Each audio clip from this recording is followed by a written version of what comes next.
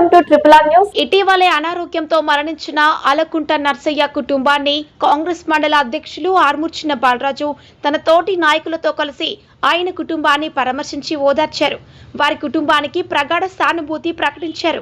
నిజామాబాద్ జిల్లా దర్పల్లి మండల కేంద్రంలోని మాలగుట్ట సమీపంలోని గోసంగి కాలనీకి చెందిన 50 సంవత్సరాల వయసు గల ఆలకుంట నర్సయ్య ఇటీవలే అనారోగ్యంతో మృతి చెందారు.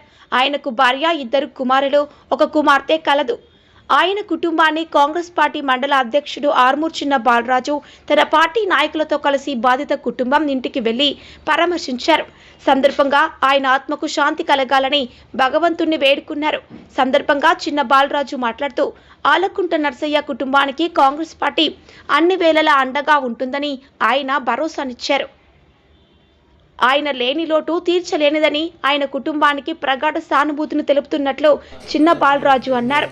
కార్యక్రమంలో సొసైటీ చైర్మన్ చిన్నారెడ్డి, నాయకులు చెలిమెల శ్రీనివాస్, జిఆర్ గంగారెడ్డి, పోతరాజు, గురజాల లింబాత్రి, బొక్కల బాలయ్య, అబ్దుల్ హమీద్, మండల కాంగ్రెస్ యూత్ అధ్యక్షులు Rikka Dinakar, rural youth Congress general secretary Ebenezer మరియు రమణ, సాయి, హేమంత్, సాయి కుమార్ తదితరులు పాల్గొన్నారు.